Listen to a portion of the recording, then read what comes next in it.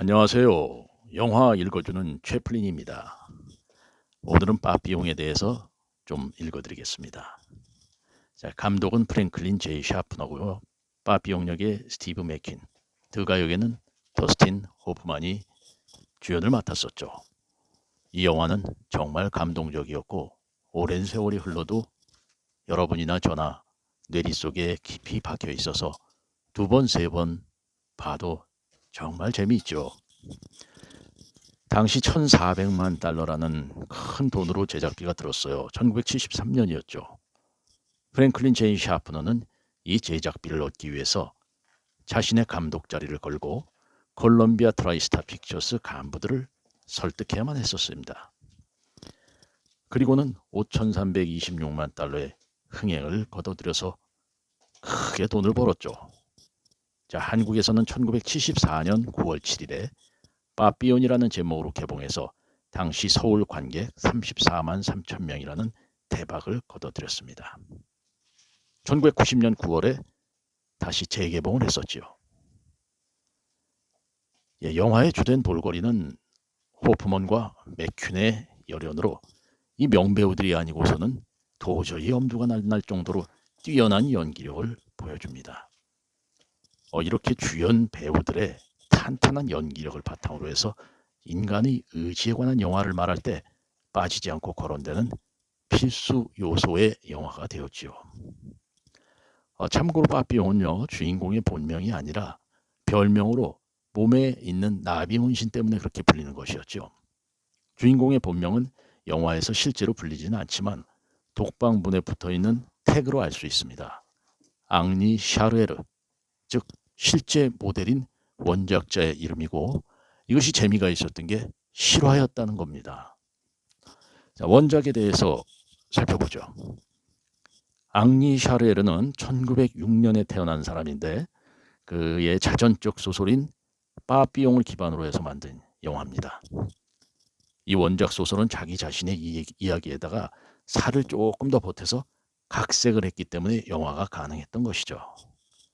자신이 살인 누명을 쓴 것부터 시작해서 1931년부터 45년까지의 행적을 이야기하고 있습니다. 비록 샤리에르가 프랑스령 기아나의 악명 높은 감옥에 갇혀 있었고 탈출한 것은 공식 기록상으로도 사실입니다. 죄수들의 얘기를 조합해서 영화화했다는 것이 사실이니까요. 너무 재미가 있었습니다. 샤르에르가 감옥 간수의 딸을 상어의 공격으로부터 구출해주는 이야기가 있는데 실제 기록에 따르면 한 아이가 한 죄수에 의해서 구출된 적이 있으나 그 죄수는 그 사건으로 두 다리를 잃어서 결국 죽었다는 얘기가 돌고 있습니다. 또한 그는 절도죄로 10년형을 받고 프랑스령 기아나로 보내지기도 했습니다.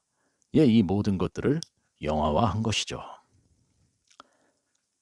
이 소설의 속편격인 방코, BANCO입니다.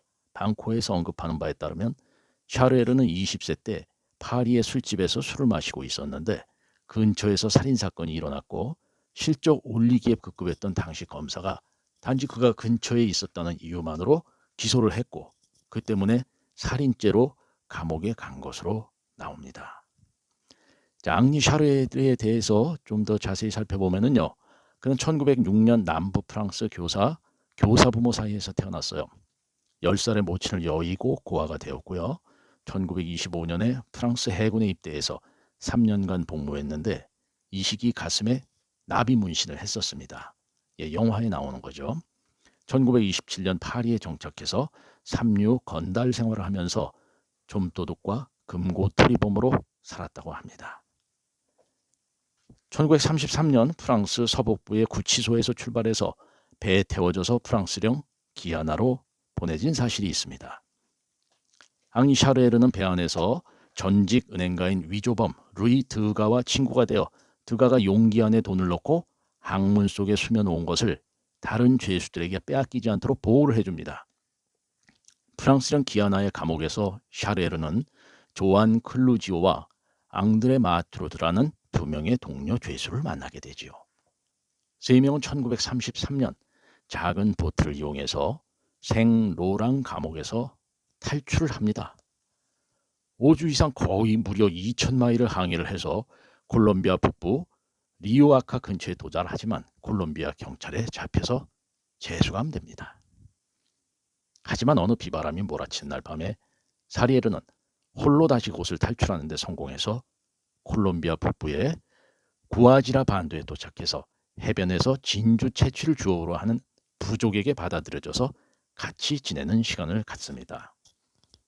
그곳에서 2명의 부족 여성과 결혼도 하고 아내들이 동시에 임신까지 하는 천국같이 행복한 생활을 보내지만 몇 달 후 샤르에르는 무고한 자신을 모함한 자들의 복수를 위해서 다시 움직여야겠다고 결심을 하고요.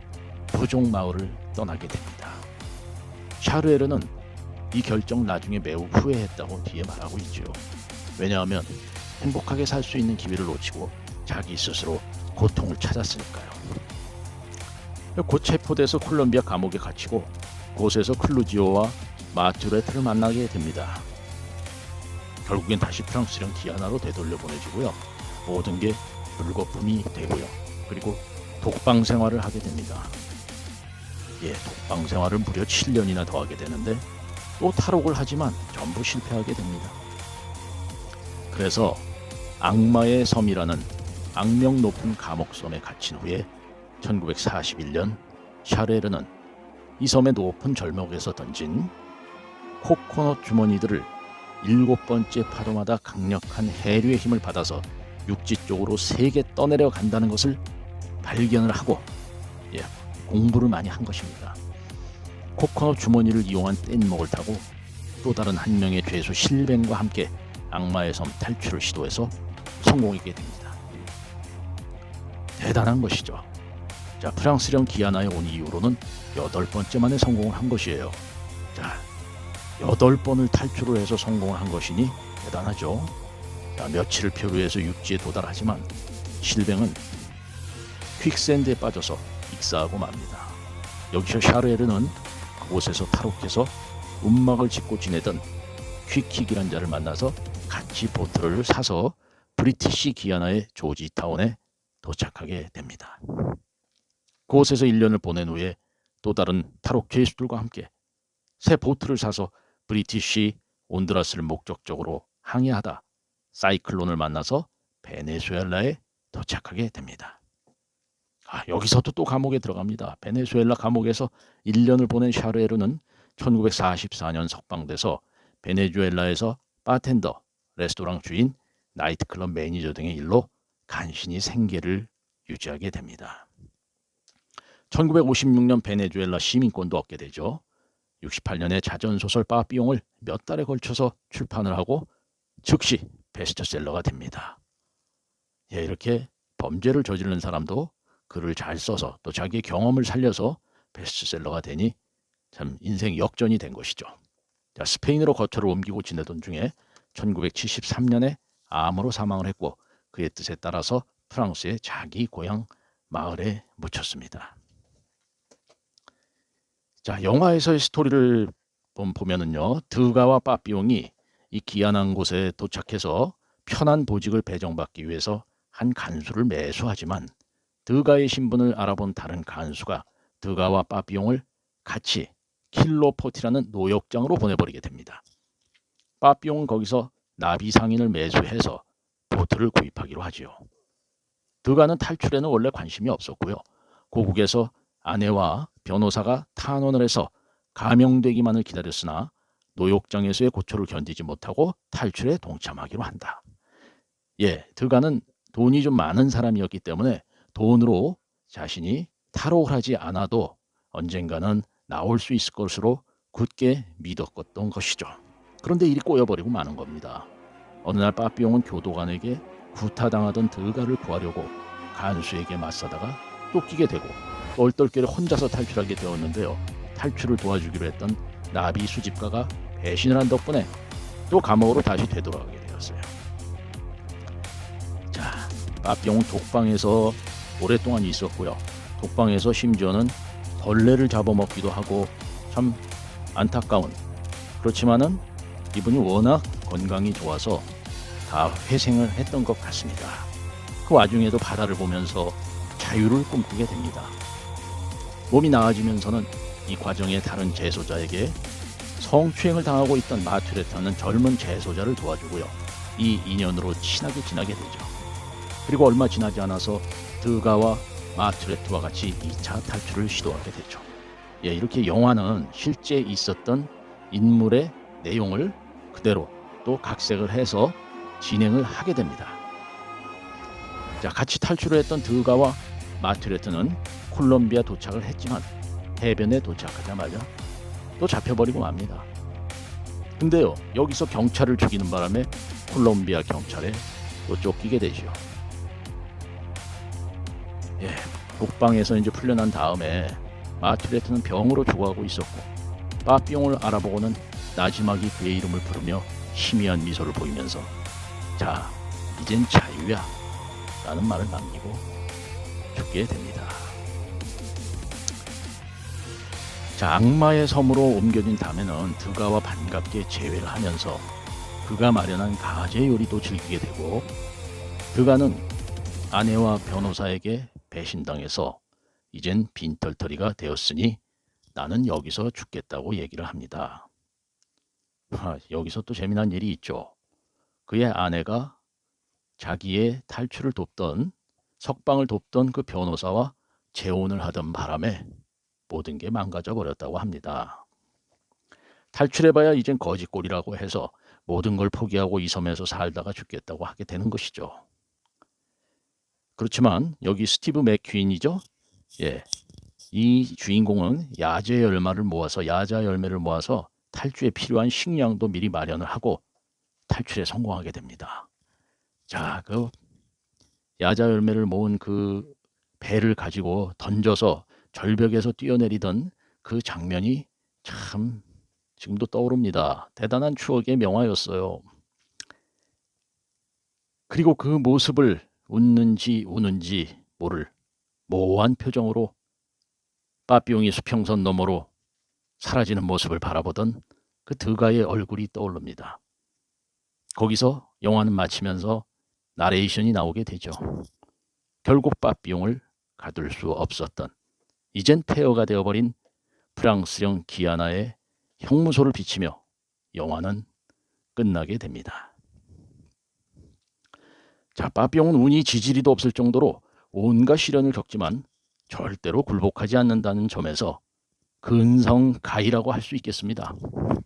독방에서 처음에 2년, 나중에 5년을 지내면서도 독방에서 나오자마자 또 탈출을 계획하는 모습은 정말 이를 굴복시킬 수 없다는 것이 어떤 건지를 보여주게 되는 것이죠. 나병 환자들이 있는 곳에 도착하게 돼서는 빠삐용은 찝찝해하면서도 그들과 또 친하게 지내도록 노력을 했고요. 이 집념이 돋보이는 여러 가지 장면들이 영화에서 나올 때마다 관객들은 탄복을 하게 됩니다. 그리고 또 영화에서 고생하면서 했는데 참 분장도 잘했어요. 팍 늙어버리는 분장으로 바뀌게 됐죠.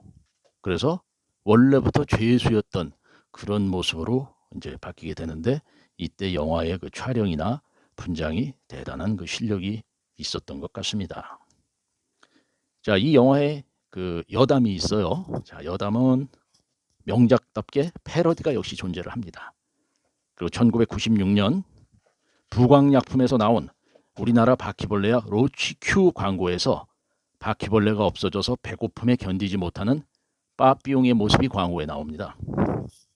자, 방영된 지 오래된 광고인 광고로 그 내용 자체는 지금 없지만은, 자, 삐쩍 말라서 꼴은 그 빠삐용이 배고픔을 참지 못해서 벌레를 잡아먹고 간수가 이 장면을 보고 뭔가 생각하면서 어디론가 갑니다.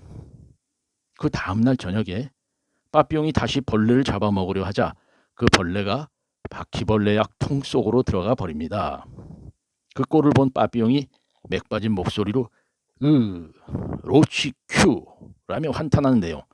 자, 이것이 우리나라 부광약품 광고 선전에 빠삐용이 나왔었다는 여담이 있습니다. 자, 두 번째 버전은 또 제1기획에서 광고를 만들었던 것인데, 이 광고는 이제 컴퓨터로 개작을 해서 제작을 했었고요. 아시아 퍼시픽 광고제에서 금상을 수상하기도 했습니다.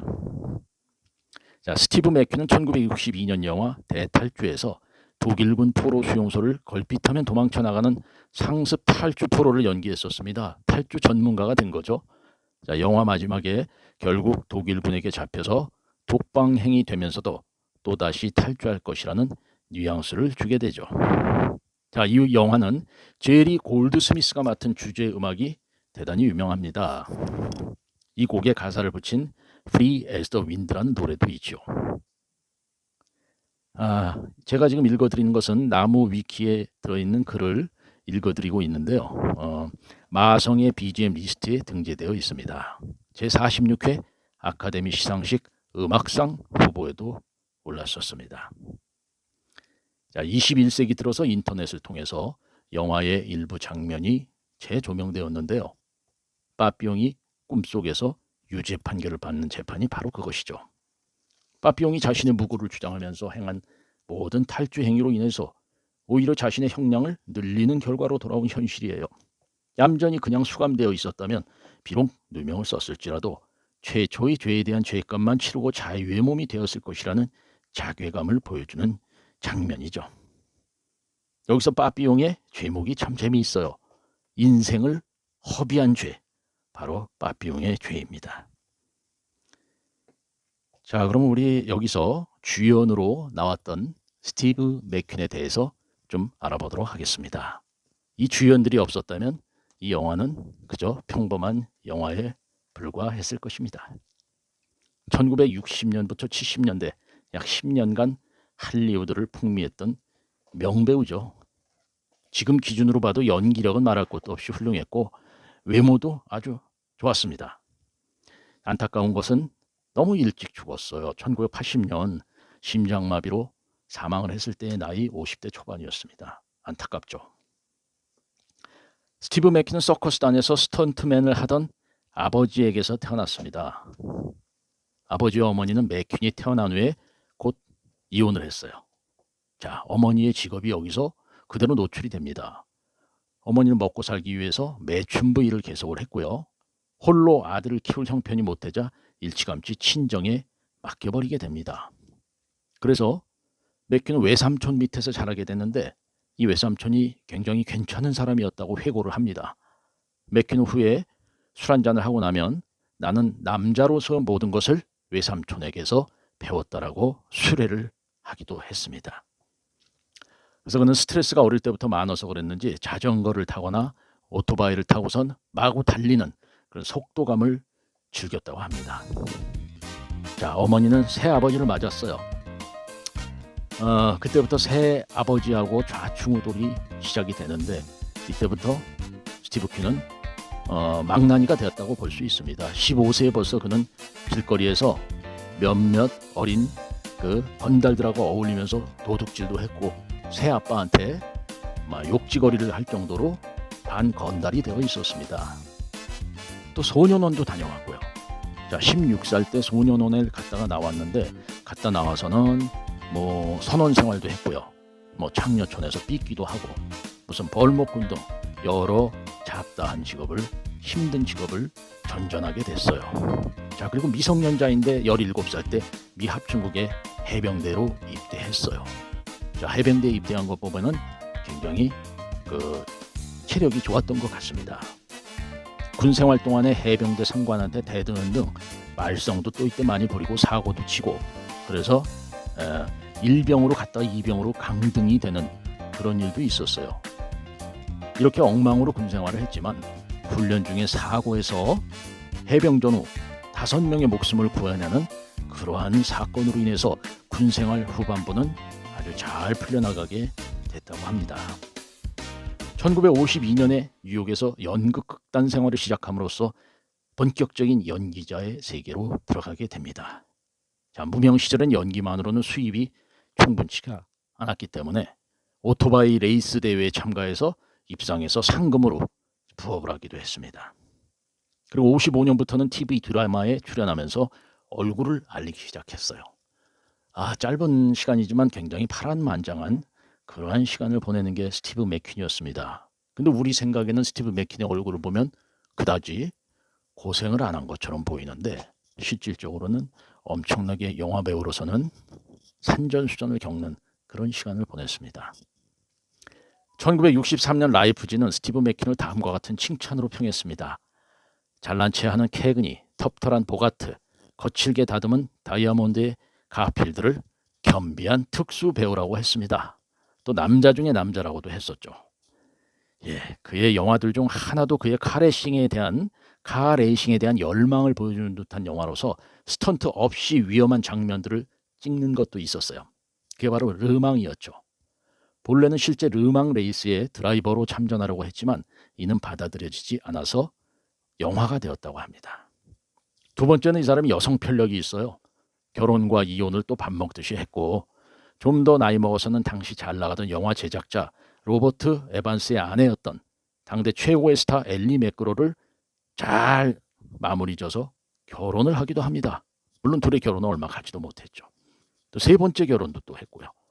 자, 그때쯤에는 타워링에 함께 출연했던 폴 뉴먼과 라이벌 구도를 하는 그런 양대 산맥의 배우가 되기도 했습니다. 자, 영화를 찍을 때마다 출연 조건으로 대량의 물품을 공짜로 달라고 요구를 하는 배짱이 있었어요.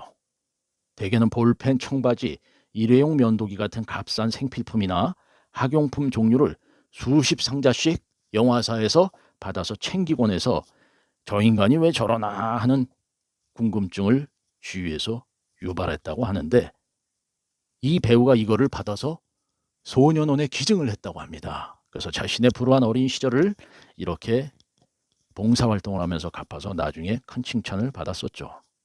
그리고 대성한 후에도 자신의 불우했던 어린 시절을 잊지 않고 봉사활동을 많이 했다고 합니다. 자, 그의 출연 작품으로는 유명한 황야의 7인도 있고요. 지옥의 영웅, 대탈주, 또 산 파블로, 네바다 스미스, 블리트, 이런 또 명작과 또 르망, 아까 말씀드렸죠. 그리고 나중에 히트를 친 타워링과 겟 어웨이 같은 것도 이 사람의 작품입니다. 자, 안타깝지만 1978년 들어서 원인을 알 수 없는 기침에 시달리고 1979년에는 유작인 더 헌터를 촬영받은 후 건강검진에서 성면이 원인으로 추정되는 악성 피종으로 진단을 받았습니다. 자, 안타깝습니다. 그는 심장마비로 사망을 했습니다. 이렇게 훌륭한 배우가 심장마비로 사망을 하자 전 세계의 많은 사람들이 정말 그의 명복을 빌고, 그의 팬들이 지금까지도 그를 잊지 못하고 많은 그의 영화를 다시 살펴보는 그런 일이 생겨나고 있습니다. 자, 그러면 더스틴 호프만에 대해서 또 알아보겠습니다. 더스틴 호프만 역시 명배우 중에 명배우입니다. 더스틴 호프만 유대계 배우이고요. 1937년에 태어났으니까 스티비 맥퀸보다는 7살 정도 젊어요. 1955년 같은 지역의 고등학교를 졸업했습니다. 산타모니카 시티의 대학에서 1년 만에 낙제를 했지만 같은 무렵에 연기 수업을 받기로 시작을 했습니다.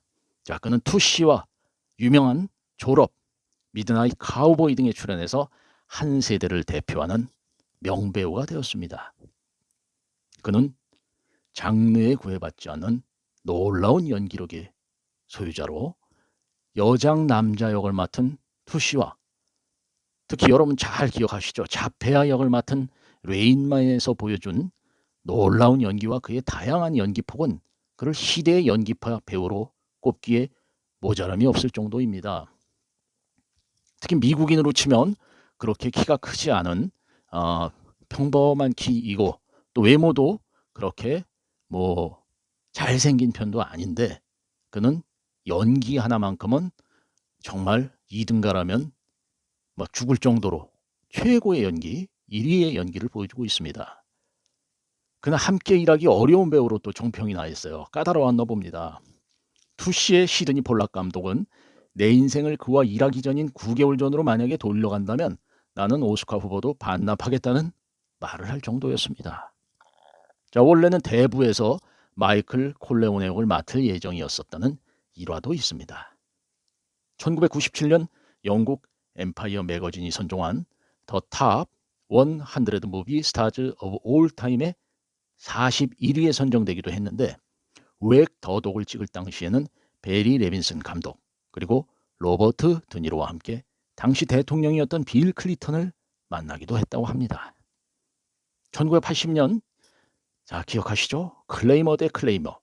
1989년 레인맨으로 오스카 나무 주연상을 연거푸 수상을 했고요. 또 수많은 수상 경력을 가졌습니다. 자, 키는 168cm, 결혼은 2번은 했고요. 양자 1명을 포함해서 6아이를 잘 기르는 이제는 80대 할아버지가 되었죠. 자, 영화는 우리가 보기도 하지만 여러분들이 편안하게 쉬면서 들으면서 잠을 잘 수 있게끔 해주도록 읽어드리고 있습니다.